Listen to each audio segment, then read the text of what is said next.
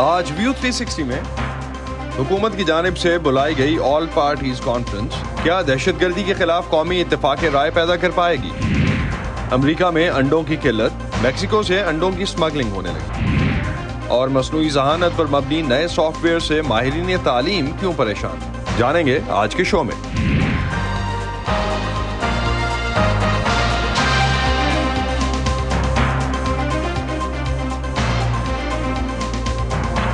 Voice of America کے Washington studio سے آپ سب کو خوش آمدید۔ آپ دیکھ رہے ہیں پروگرام ویو 360 اور میں ہوں اسد اللہ خالد۔ پاکستان کے سابق وزیر اعظم عمران خان نے اندیا دیا ہے کہ وہ وزیر اعظم شہباز شریف کی طرف سے بلائی گئی آل پارٹیز کانفرنس میں شرکت کریں گے۔ اس سے پہلے ان کی جماعت تحریک انصاف نے اس آل پارٹیز کانفرنس میں شرکت نہ کرنے کا اعلان کیا تھا۔ یہ کانفرنس پشاور کی پولیس لائنز مسجد میں ہونے والے دھماکے کے بعد آج کے دن بلائی گئی تھی، لیکن فی الحال اسے غیر معینہ مدت کے لیے ملتوی کر دیا گیا ہے۔ سیاسی مبصرین سمجھتے ہیں کہ اس کانفرنس کا ایجنڈا تو دہشت گردی پر قومی اتفاق رائے پیدا کرنا ہے، لیکن پی ٹی آئی چاہے گی کہ اے پی سی میں انتخابات کے بارے میں بھی بات چیت ہو۔ دوسری طرف عالمی مالیاتی ادارے IMF سے ہونے والے مذاکرات پر ملک کے وزیر خزانہ کا کہنا ہے کہ یہ مذاکرات آن ٹریک ہیں اور قوم کو جلد خوشخبری ملے گی۔ تو اسلام آباد میں سیاسی ماحول ہے کیا؟ جانتے ہیں علی فرقان سے، جو اس وقت اسلام آباد سے ہمارے ساتھ موجود ہیں۔ علی، کیا حکومت اور اپوزیشن میں کوئی درپردہ مذاکرات چل رہے ہیں جس سے عمران خان کے موقف میں کچھ نرمی آئی ہے؟ جی، یقینی طور پہ یہ کہا جا سکتا ہے، اور جو عمران خان نے پہلے انکار کیا اس آل پارٹیز کانفرنس میں شرکت سے، اور اس کے بعد انہوں نے یہ اندیا دیا کہ وہ شرکت کے اوپر غور کر رہے ہیں، اور ان کی جماعت کی جانب سے یہ کہنا کہ اگر انہیں باضابطہ طور پہ دعوت دی جاتی ہے تو اس میں شرکت کا سوچیں گے۔ اور دوسری طرف حکومت نے اس کا جو مقام ہے وہ وزیر اعظم ہاؤس سے پارلیمنٹ ہاؤس منتقل کر دیا ہے۔ تو یہ وہ اشارے ہیں جو انڈیکیٹ کرتے ہیں کہ حکومت اور حزب اختلاف کے درمیان پس پردہ کوئی بات چیت چل رہی ہے۔ یقینی طور پہ دہشت گردی کا معاملہ ہے جو کہ ایک بہت بڑا جو ہے وہ صورتحال پیدا ہو چکی ہے پاکستان میں، اور اس کے اوپر یہ زور دیا جا رہا ہے سماجی حلقوں کی جانب سے بھی حکومت کے اوپر کہ قومی اتفاق رائے جو ہے وہ پیدا کیا جائے۔ اور حزب اختلاف کی بڑی جماعت ہے پاکستان تحریک انصاف، اس کی عدم شرکت کے نتیجے میں یقیناً اس کے اوپر سوالات ہوں گے۔ اس کو قومی اتفاق رائے نہیں کہا جائے گا، وہ بھی اس صورت میں جب عمران خان کالعدم TTP کے ساتھ جو مذاکرات کیے گئے اس کے اپنے موقف کو دفاع کر رہے ہیں، اور اس کی ابھی بھی جو ہے وہ تائید کر رہے ہیں، اور اگرچہ ان کو بہت زیادہ سپورٹ نہیں مل رہی ہے، تاہم اس صورتحال میں یہ ضروری سمجھا جا رہا ہے کہ ایک ایسا موقف اور ایسا بیانیہ سامنے آیا جائے جو کہ اس دہشت گردی کی بڑھتی ہوئی جو صورت ہے اس کو کنٹرول کرنے کے لیے متفقہ طور پہ جو ہے وہ سامنے آ سکے۔ اور عمران خان کا جو اندیا ہے اس سے یہ ظاہر ہوتا ہے کہ حکومت بھی جو ہے وہ اب ان کی طرف دیکھ رہی ہے۔ اس میں اب جو سامنے چیلنج آ سکتے ہیں یقینی طور پہ وہ انتخابات کا چیلنج ہے جو کہ PTI مطالبہ کیے ہوئے ہے، اور اس کو لے کے وہ چاہتی ہے کہ APC میں بھی بات کرے۔ تو علی، ایک اور بڑی ڈیولپمنٹ جو پاکستان میں اس وقت ہے، آپ ڈیفینیٹلی موسم تو انجوائے کر رہے ہیں ایک طرف، لیکن IMF کے ساتھ جو مذاکرات ہو رہے ہیں ان میں کافی گرما گرمی، اور اس کی ہم دیکھ رہے ہیں کہ مارکیٹ میں آج تو کچھ ریفلیکشن بہتر رہی۔ اسحاق ڈار نے کہا ہے کہ وہ کافی پر امید ہیں، کیا معاملات طے پا گئے ہیں؟ جی، اگرچہ یہ بھی بند کمرہ اجلاس ہیں، ٹیکنیکل راؤنڈ جو ہے وہ ختم ہو چکا ہے، اور 9 تاریخ کو جب یہ مذاکرات ابھی آج مکمل ہوں گے تو اس کے بعد جو ہے کوئی اعلامیہ سامنے آ سکے گا۔ لیکن اب تک جو ہمیں اطلاعات مل رہی ہیں، حکومتی جو ٹیم اس میں شامل ہے ان کی جانب سے وہ کافی پر امید ہیں کہ جو اب تک کے مذاکرات رہے ہیں، خاص طور پہ ٹیکنیکل راؤنڈ جو ہے اس میں وہ کافی مطمئن ہے، اور انہوں نے IMF کو مطمئن کر دیا۔ اور اب جو آگے کا دوسرا مرحلہ جو کہ آج مکمل ہوگا تو اس کے نتیجے میں کیا نئی اصلاحات لے کے آنی ہے، کیا نئی قانون سازی کرنی ہے، منی بجٹ جو ہے وہ بھی حکومت کے زیر غور ہے، اس کے لیے اس وقت پارلیمنٹ کا جوائنٹ سیشن بھی چل رہا ہے۔ تو کافی پر امید ہے حکومت کے اس کے نتیجے میں IMF کے ساتھ جو ہونے والے مذاکرات ہیں ان کو وہ مطمئن کر پائیں گے، اور اس کے نتیجے میں جو بیل آؤٹ پیکج ہے وہ بحال ہو سکے گا پاکستان کے لیے۔ بہت شکریہ علی فرقان آپ کا، آپ ہمیں اسلام آباد سے اپڈیٹ کر رہے تھے۔ اور جو آل پارٹیز کانفرنس کے حوالے سے ایک اپوزیشن پارٹی کی طرف سے اندیا دیا گیا ہے عمران خان کی طرف سے خاص طور پہ کہ وہ شامل ہوں گے آل پارٹیز کانفرنس میں، اس کے بعد سچویشن کس طرف جائے گی اس پہ ہم تجزیہ لیتے ہیں۔ پاکستان میں اس سے پہلے بھی ہم دیکھ چکے ہیں کہ پشاور کے آرمی پبلک اسکول پر ہونے والے حملے کے بعد بھی ملک کی تمام جماعتوں نے مل کر ایک قومی ایکشن پلان بنایا تھا، دہشت گردی کے کسی بھی بڑے حملے کے بعد مطالبہ کیا جاتا ہے کہ اس نیشنل ایکشن پلان پر عمل کیا جائے. اس منصوبے میں آخر ہے کیا جو کہ دہشت گردی سے مؤثر طور پر نمٹنے میں مددگار ہو سکتا ہے, اور ابھی تک اس پر عمل درآمد کیوں نہیں ہو پایا؟ اس پر تجزیہ لیتے ہیں زاہد حسین سے, اس وقت ہمیں جوائن کر رہے ہیں. زاہد صاحب, یہ سوال تو اس وقت زیر بحث ہے اور کہ آیا آل پارٹیز کانفرنس جو ہے دہشت گردی سے نمٹنے کے لیے کسی حکمت عملی پر سیاسی اتفاق رائے پیدا کر پائے گی یا نہیں, لیکن کیا حکومت کے پاس کوئی ایسی واضح حکمت عملی ہے جس پہ اتفاق رائے چاہیے اس کو؟ دیکھیں, اصل مسئلہ یہی آتا ہے کہ جو پالیسی بنانے کا کام ہوتا ہے وہ حکومت کا کام ہوتا ہے. وہ ان کو جو ہے پالیسی بنانی چاہیے کاؤنٹر ٹیررزم کی, اور اب تک ہمارے یہاں سب سے بڑا پرابلم یہ رہا ہے کہ ہمارے سامنے کوئی واضح پالیسی نظر نہیں آئی ہے. اتنے سارے واقعات ہوئے ہیں اور اس کے باوجود بھی اگر دیکھیں کہ اس میں ایک کوئی واضح لائعمل ہمیں نظر نہیں آتا ہے. اب آل پارٹی کانفرنس اس لیے بلائی گئی ہے کہ ایک مجھے تو لگتا ہے یہ کہ صرف ایک پکچر آپس کے لیے ہوتی ہے, کیونکہ اس میں بیٹھ کے جس میں تمام پولیٹیکل پارٹیز ہوتی ہیں جن کے اپنے ڈائیورس ویوز ہوتے ہیں, وہ بیٹھ کے جو ہے اگر ان سے یہ امید کی جائے کہ وہ قومی سطح پہ کوئی پالیسی بنائیں گے تو وہ غلط فہمی ہے. اور میرے خیال یہ ایسا کبھی بھی نہیں ہوتا ہے. ٹھیک ہے, آپ اس وقت بلا سکتے ہیں ایسی میٹنگ جب کہ واضح طور پہ حکومت نے کوئی پالیسی تیار کی ہو اور اس پہ اگر کوئی مفاہمت یا ایک لحاظ سے کنسنسس بنانا ہوتا ہے تو ہو سکتا ہے کہ آپ بلا سکتے ہیں. لیکن اصل چیز جو ہوتی ہے دنیا بھر میں, اور میرے خیال یہی چیز طریقہ صحیح بھی ہے, کہ حکومت اس کو دوسرے اسٹیک ہولڈر کے ساتھ مل کے ایک واضح حکمت عملی بنائے اور اس کو پارلیمنٹ میں لے جائے, کیونکہ پارلیمنٹ ہی وہ ادارہ ہے جہاں پہ سارے پارٹیز کی نمائندگی موجود ہوتی ہے اور وہیں پہ آپ اس کو ڈیبیٹ کر سکتے ہیں, اسی میں جو ہے آپ کنسنسس بھی کر سکتے ہیں.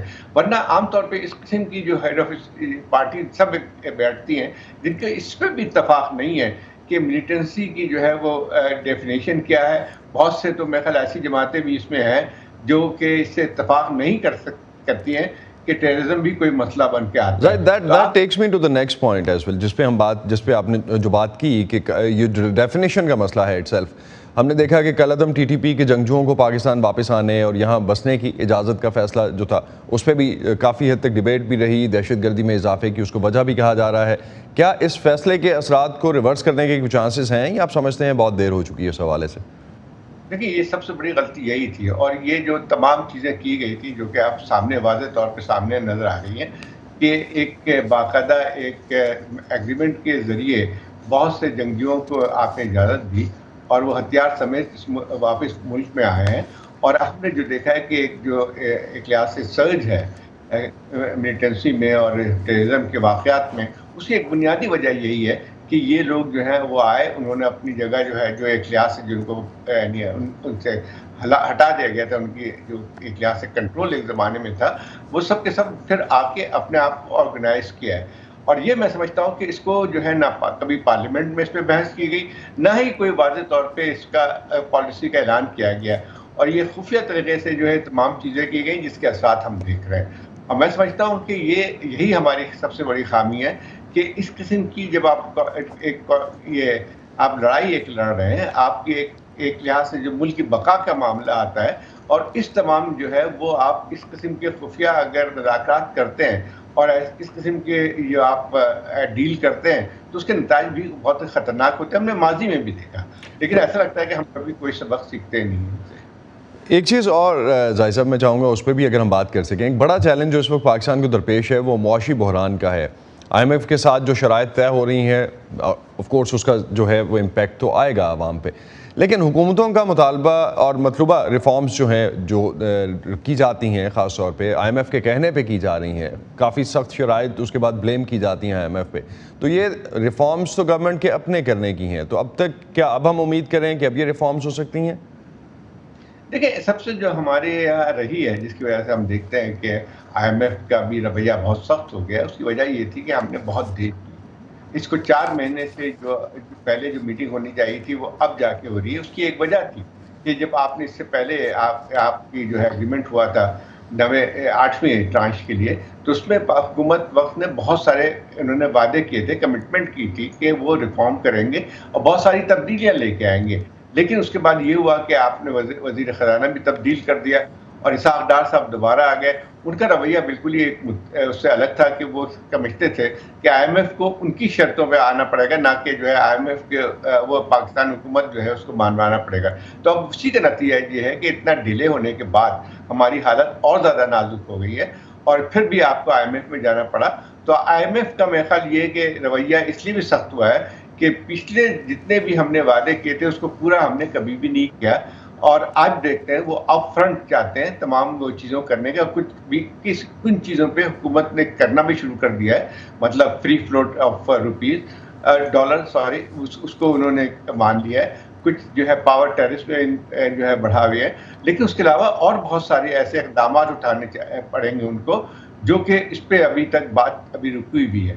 اور میں سمجھتا ہوں کہ دیکھیں یہ ہمارے یہاں ایک عجیب سی عادت ہے کہ کہا جاتا ہے کہ آئی ایم ایف کے کہنے پہ ہم کر رہے ہیں. اس میں سے ایسے بہت سارے چیزیں جو ہے جو آئی ایم ایف نے کنڈیشنلٹیز کہہ لیں, وہ ہمیں خود پہلے کر لینا چاہیے تھا اپنی جو ہے اکانومی کو بچانے کے لیے. لیکن ہم اور یہ ہمیشہ ساری وہ شرائط ہیں زاہد صاحب جو کہ آپ خود پلان لے کے جاتے ہیں, پروپوزل لے کے جاتے ہیں آئی ایم ایف کے پاس, اور پھر آپ ان سے ایگریمنٹ میں آتے ہیں اس بات پہ. بالکل صحیح کہہ رہے ہیں آپ اس حوالے سے کہ جو ریفارمز ہیں وہ ملک کو خود ہی کرنے کی ضرورت ہے. بہت شکریہ آپ کا ہمیں جوائن کرنے کا. امریکہ جو ملک ہے خوابوں کا, اپنے خوابوں کو حقیقت بنانے والوں کا, اپنی ایجاد سے دنیا بدلنے والوں کا, تحقیق, تجربات اور ٹیکنالوجی سے ہم سب کو نئی راہ دکھانے والوں کا, کچھ کر گزرنے کا جذبہ لیے اپنا کل روشن بنانے والوں کا. ایسے ہی ڈریمرز اور اچیورز کی کہانیاں دیکھیے ویو 360 میں آج نیوز پر.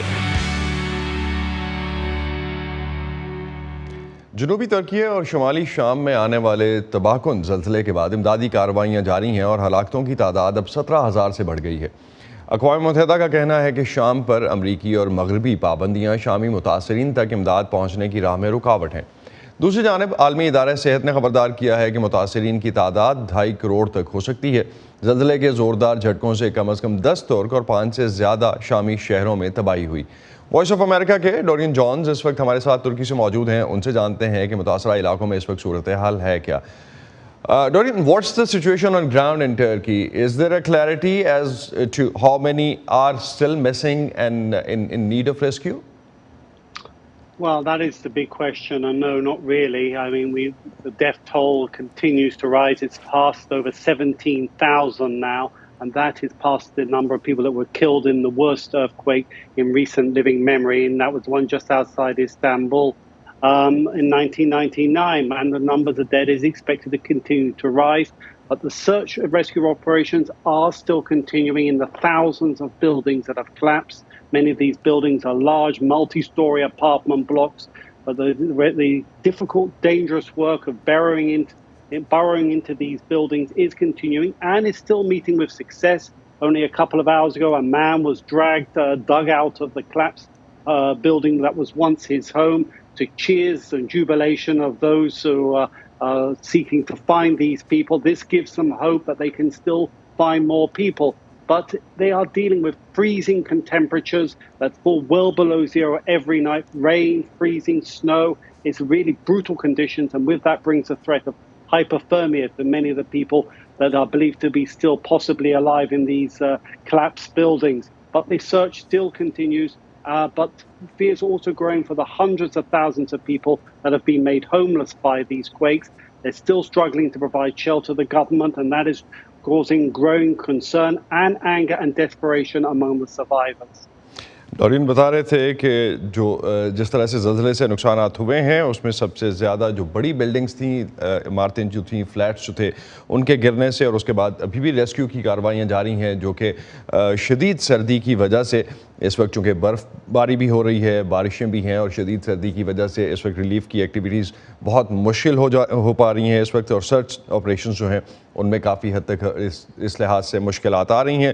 بہت سے لوگ گھروں سے باہر ہیں, ہوملیس ہیں, جو کہ اس وقت ان کے پاس سر چھپانے کی جگہ نہیں ہے. اور دوسری سائڈ پہ جو ابھی تک جو اینگر ہے, جو کہ غصہ ہے اس وقت متاثرین میں, اس حوالے سے کچھ حد تک آوازیں اس لحاظ سے بھی اٹھ رہی ہیں. During international aid is pouring in, is it getting into the areas that need it the most? How about the coordination amongst the rescue agencies?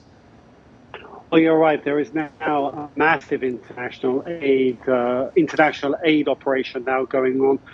Over 100 countries now have pledged to provide assistance, and they've been arriving from about the first day of the crisis. From the European Union, from Russia, the United Arab Emirates were among the first, and now the United States. Their aid teams are also on the ground now, and this international aid is still continuing. And crucially, it's mainly search and rescue, and that is the main demand of the Turkish emergency efforts. They need these teams to comb these collapsed buildings because they know they are racing against time and given the conditions. So they need as much help as possible, given the fact that also there is growing criticism from people who are standing outside their homes saying no assistance is coming. We're seeing videos all the time on social media. So Turkey is looking to this international aid, particularly these search and rescue dogs specially trained to sniff out people in collapsed buildings. That is a priority, and these dog teams are coming from all over the world, and they are slowly getting to the scene. Getting to the many areas is a challenge. Many roads are destroyed. Many of the airports have been severely damaged, but slowly they are getting out into these areas, but it cannot come soon enough. As everyone knows, it is a closing window of opportunity to find people trapped in these buildings. Dorian का कहना है कि international add तो बहुत ज़्यादा पहुंची है, आलमी मदद के लिए वादे भी बहुत ज़्यादा हुए हैं और ख़ास तौर पे यूरोपियन यूनियन, रूस और मुत्तहिदा अरब अमारात की तरफ से सबसे पहले जो है वो इमदाद पहुंचाई गई है। अमेरिका की तरफ से भी अब इमदाद पहुंच रही है, लेकिन सबसे बड़ा चैलेंज इस वक्त सर्च और रेस्क्यू का है कि जो इस वक्त लोग दबे हुए हैं उनको वहाँ से निकालने का और उनको रेस्क्यू करने का जो अमल है वो सबसे ज़्यादा चैलेंजिंग है। और इस हवाले से लोगों के तहफ़्फ़ुज़ात जो हैं, उनका जो गुस्सा है वो सोशल मीडिया पर सर्कुलेट भी कर रहा है, और वो सबसे बड़ा एक चैलेंज है जो इस वक्त टाइम के अगेंस्ट ये सारी एफर्ट्स हो रही हैं कि जितना टाइम ज़्यादा लगेगा उतने ही लोगों के ज़िंदा मिलने के चांसेस कम होते जाएंगे। During at the very end, how about we are talking about the Syrian side as well, that was already affected with the violent civil war over the decade by now. Is aid and rescue agencies searching in those areas, and how the US investment sanctions are impacting this whole part? Well, yes, you're right. I mean, Syria has been very badly affected, the region just across the Turkish border. Tragic. I mean, they have been grappling with more than a decade of civil war. The infrastructure there is all but being destroyed. Now that quake has done further damage. There's been emergency calls for aid to be sent to this area, but and speaking to aid agencies in the last few days, they say that it is vital. They have absolutely nothing to provide for these people. But there has been some good news. Today we're getting reports that the first aid convoys that have managed to get through Turkey into Syria have now crossed and are being distributed in the Syrian rebel enclave, which is on Turkey's border. So there is positive news there at least. Dorian कह रहे थे कि Syria शाम में जो सबसे ज़्यादा नुकसानात हुए थे इससे पहले जंग से भी और काफ़ी हद तक तबाहाल इलाका था, उसमें बहुत ज़्यादा डैमेजेस हुए हैं, लेकिन अच्छी खबर ये है कि इस वक्त इमदाद वहाँ पहुँचना शुरू हो गई है। Thank you Dorian, thanks for updating us. You're welcome. और अब बात करते हैं अमेरिका में गुज़िश्ता साल होने वाली महंगाई की, जिसकी शरह तकरीबन 40 साल की बुलंद तरीन सतह पर रही पिछले साल, जिसे काबू में लाने के लिए मरकज़ी बैंक की तरफ से शरह सूद में मुसलसल इजाफा किया जा रहा है, जिससे महंगाई की शरह में कुछ कमी आना शुरू हो गई है, जिसका मंगल को सदर जो बाइडन ने अपने दूसरे स्टेट ऑफ द यूनियन खिताब में जिक्र भी किया और इसे अपनी इंतज़ामिया की मुआशी कामयाबियों में शामिल किया।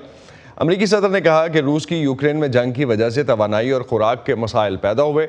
अमेरिका में गुज़िश्ता साल खुराक की कीमतों में 10% से ज़्यादा का इजाफा हुआ, लेकिन अंडों की कीमत में ये इजाफा कई गुना रहा। अंडों की अमेरिका में किल्लत की वजह से अमेरिका के सरहदी इलाकों में अब अंडे मैक्सिको से स्मगल होकर आ रहे हैं। वॉइस ऑफ अमेरिका की रिपोर्ट।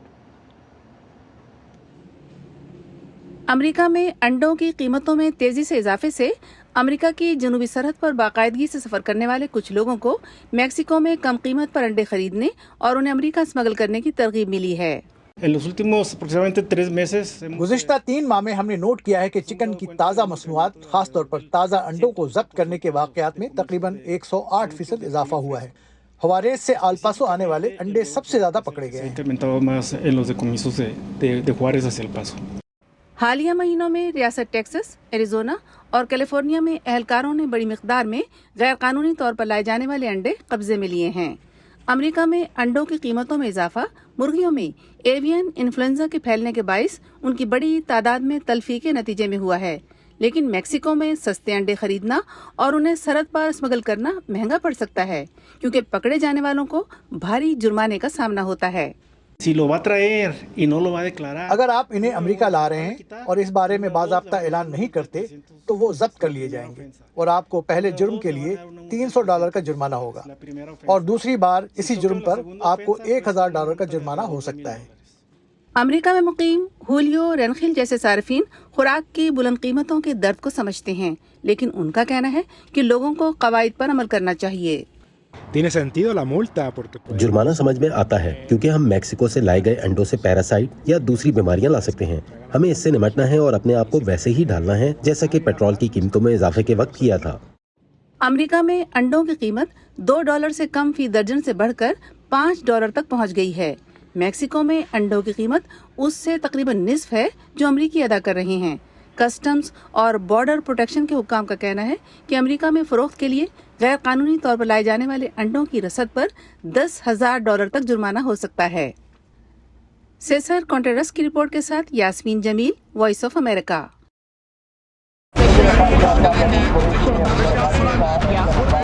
خبروں کے پیچھے نہیں بھاگتے، ہم کہانیاں ڈھونڈتے ہیں، عام لوگوں کی خاص کہانیاں۔ میں کوئی ان سے الگ مخلوق تو نہ تھی، تو کیوں نہ میں ایک ایسا کام کروں کہ جس میں میں مہارت حاصل کروں اور وہ نیکی کیا ہو، جو چھوٹی چھوٹی کوششوں سے بدل رہے ہیں بے شمار زندگیاں۔ مجھے جب بھی ضرورت ہوئی مجھے انہوں نے ماشاءاللہ قرضہ دیا اور میرا کاروبار بہت اچھا چلا۔ لا رہے ہیں اپنے ارد گرد بڑی تبدیلیاں۔ اکثر جو یہاں بچے ہیں وہ بھیک مانگنے والے بچے ہیں، اور جب یہ بچے اسکول میں آئے تو بہت سارے بچے خوش ہو رہے ہیں۔ آج وہیں عورتیں بے ہچک اپنے پلانٹوں پر، مطلب اپنے گوٹ کے پلانٹ پر آتی ہیں، پانی بھرتی ہے۔ ہم جاتے ہیں خبروں سے آگے۔ میں ہوں نیلوفر مغل، سمن خان، سعدیہ زبران جھا، عمر فاروق، چترا ڈار، گیتی آرانی، مرتضیٰ زہری۔ ہم ہیں وائس آف امریکہ۔